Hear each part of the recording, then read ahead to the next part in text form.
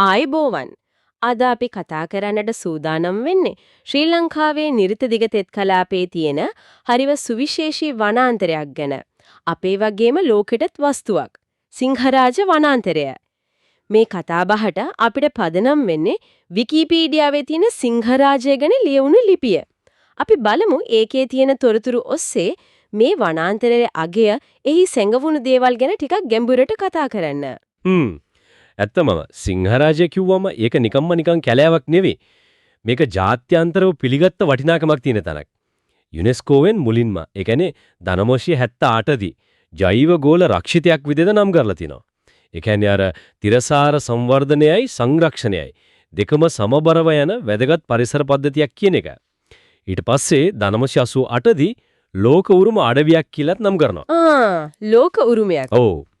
සිංහරාජ දහන කියන නමේ වගේම මේ නම් කිරීම වලින්මත් එකේ තියෙන වැදගත්කම අර ගැඹීරකම තේරෙනව නේද? ඒකනම් සහතික ඇත්ත. එහෙනම් අපි මේ විකිපීඩියා මූලාශ්‍රය දිගේම යමු නේද? බලමු සිංහරාජයේ පිහිටීම, ඊටපොඩ විශාලත්වය වගේ දේවල් ගැන මුලින්ම මොනවද කියන්නේ කියලා. හරි. මූලාශ්‍රයේ තියෙන විදියට සිංහරාජයේ පිහිටලා තියෙන්නේ ලංකාවේ මධ්‍යම කඳුකරේ නිරිත දිග බෑවුමේ. අර රක්වාන කඳු වැටියේ තියෙන්නේ ඒකාශ්‍රිතව. පළාත් විදියට ගත්තොත් සබරගමුවයි දකුණු පළාතයි දෙකටමයිති. ඒ කියන්නේ මායිම් වෙනවා. විශේෂයෙන්ම ගාල්ල දිස්ත්‍රික් එකටත් මායිම් වෙන බව කියනවා. එතකොට උස කඳුකර ප්‍රදේශයක් කියවනේ. ඔව්.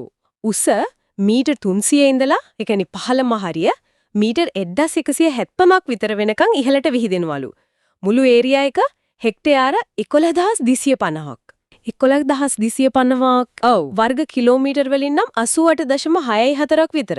ඒක සෑහෙන ලොකු ප්‍රමාණයක්. හැබැයි අර මූලාශ්‍රයේ තව අමුතු විදිහේ දත්තයක් තිබුණා නේද දිග පළල ගැන. මට මතකයි. ඔව්. ඒක ටිකක් පුදුම හිතන එකක් තමයි නැගෙනහිරේ ඉඳන් බටහිරට දිග කිලෝමීටර් 81ක්ලු. කිලෝමීටර් 81ක්. ඔව්.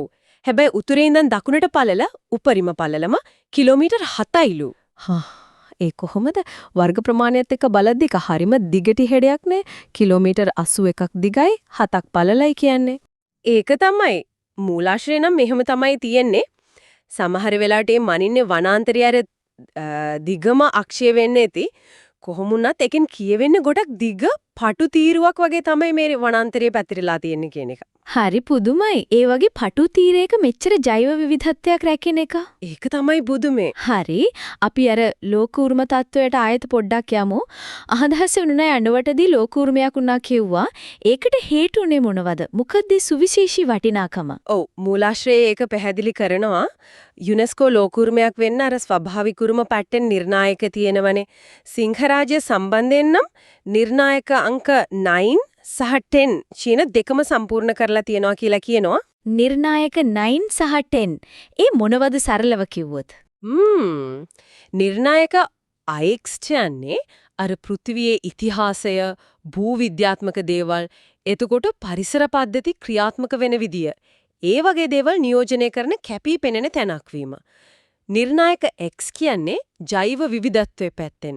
ඒ කියන්නේ වඳ වෙන්න යන සත්තු, ශාක වගේ දේවල් ඇතුළුව හරිම වැදගත් වාසස්ථාන තියෙන ජෛව විවිධත්වය ආරක්ෂා කරන්න අත්‍යවශ්‍යම තැනක් වීම.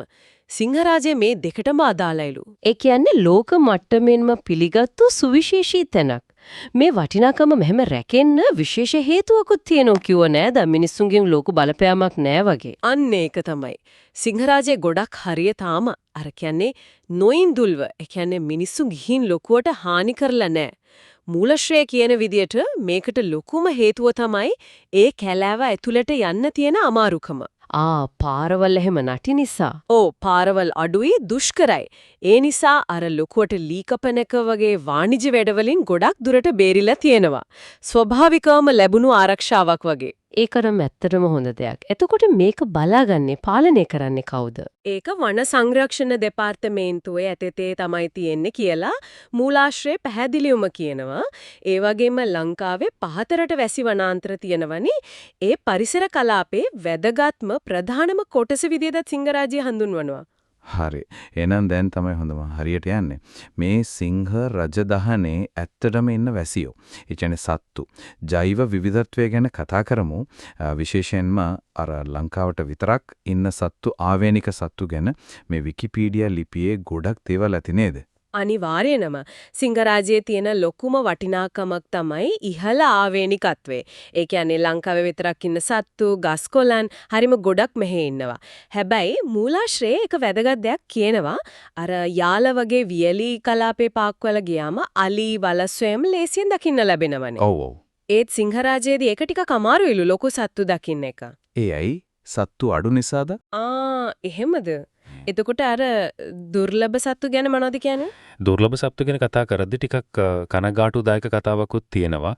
ඒ තමයි සිංහරාජ්‍ය පැත්තේ හිටපු අන්තිම තෙත් කලාපීය අලි 3 දෙනා ගැන. ඒ කියන්නේ දැන් තෙත් කලාපීය අලි ගහණිය හරිම අවදානම් මට්ටමක තියෙන කෙනෙක් වෙන්න ඕනේ. අලි 3 දෙනේ හිටියේ? අන්තිම 3 දෙනා ගැන සඳහනක් තියෙනවා. ඒ වගේම දිවියෝ දකින්න ලැබෙනවා හරිම කලාතුරකින්ලු. අර මෑතකදී කළු පාට හරිම දුර්ලභ දිවියෙක් මූලාශ්‍රය කොටියා කියලා දාලා තියෙනවා. එහෙම කෙනෙක් මැරුණා කියලාත් නිවුස් එකක් තිබුණ බව සඳහන් වෙනවා. අපොයි ඒක නම් දුක හිතන ආරංචියක්. එතකොට ලේසියෙන් බලා ගන්න පුළුවන් ලොකු සතෙක් ගැන මුකුත් නැද්ද? මූලාශ්‍රයේ කියන විදිහට නම් බහුලවම දකින්න පුළුවන් ලොකුම ක්ෂීරපාය සතා තමයි ශ්‍රී ලංකා අලුවඳුරා. අර පර්පල් ෆේස්ඩ් ලංගුර් කියන්නේ. අලුවඳුරා. හරි වඳුරන්ගෙන් දස්සක්පි කුරුල්ලෝ පැට්ටට යමුද? සිංහරාජ කියන්නේ ඉතින් කුරුල්ලෝ බලන්න යන අයට පාරාදීසියක්නේ. මොනවද ඒ ගැන කියන්නේ? කුරුල්ලෝ ගැන නම් හරිම ඉන්ට්‍රෙස්ටිං දෙයක් තියෙනවා. සුවිශේෂී හැසිරීමක්.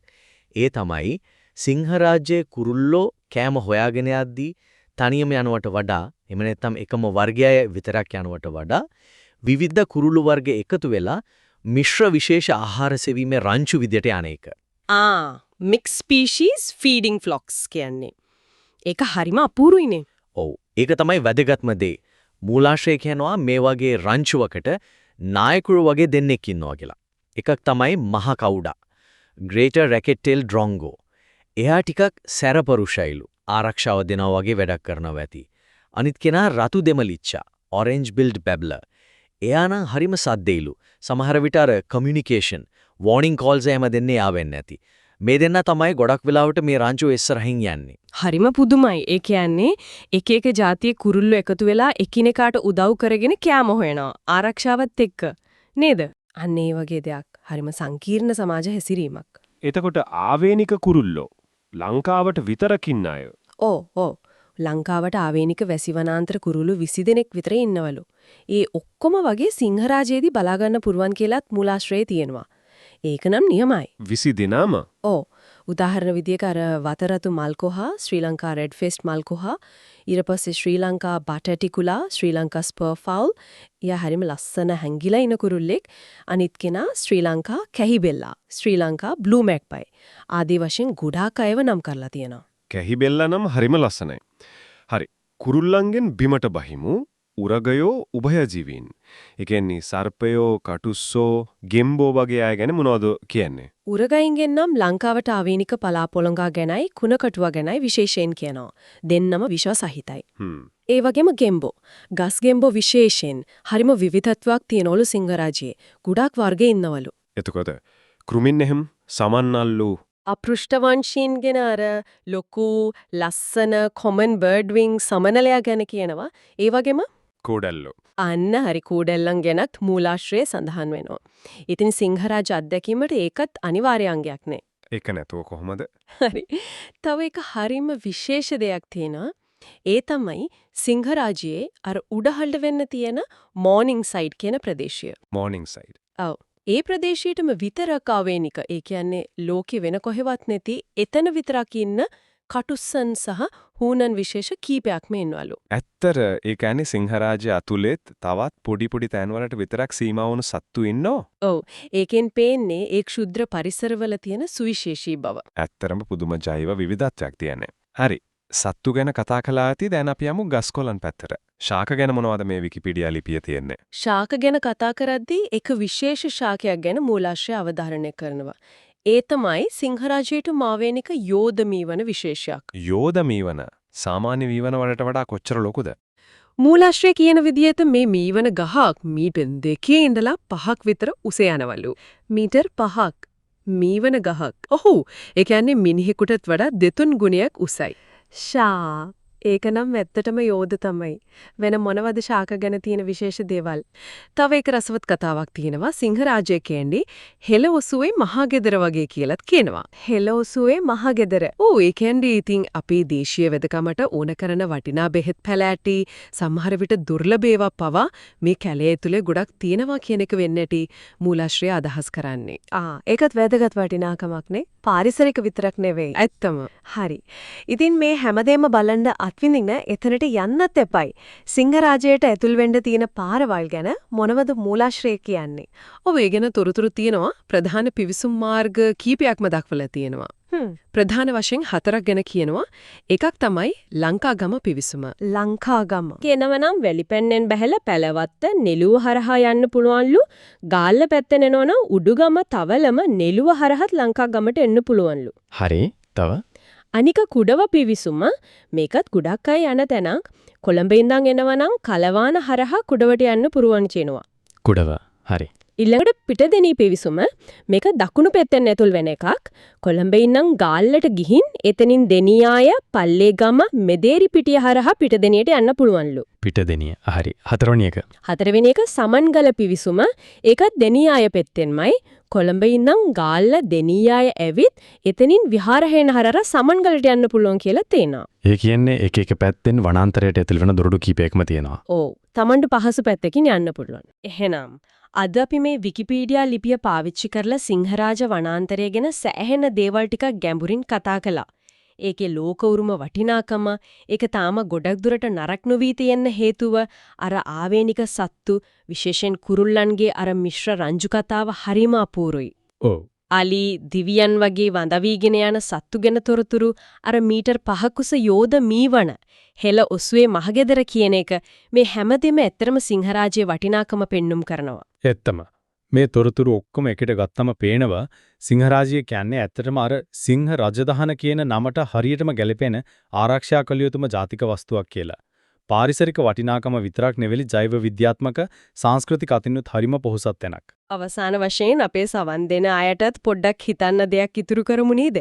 අපි කතා කරපු මේ මූලාශ්‍රයෙන්ම පැහැදිලි සිංහරාජයේ කොච්චර වටිනාද, ඒ වගේම ඒකට තියෙන තර්ජන මොනවද කියලත් වක්‍රව හරි. ඉතින් මේ වගේ සාපේක්ෂව තවමත් හොඳින් තියෙන්න ඒත් හරිම සංවේදී පරිසර පද්ධතියක්. අනාගතයේදී තවත් වැඩි වෙන්න පුරුවන් දේශගුණික වෙනස්කම්, මිනිසුන්ගේ බලපෑම් වගේ අභියෝග වලින් බේරගෙන මේ සිංහ රජදහන තවදුරටත් ආරක්ෂා කරන්න දැනට කරන දේවල් වලට අමතරව තවත් මොන වගේ අලුත් ක්‍රම සමහර විට ප්‍රජාවත් සම්බන්ධ කරගෙන කරන වැඩපිළිවෙළවල් ගැන අපිට හිතන්න පුරුවන් වෙයිද? මේ මූලාශ්‍රය ගැන නැතත් ඒ ගැන ගැඹුරින් හිතන්න වටිනව නේද?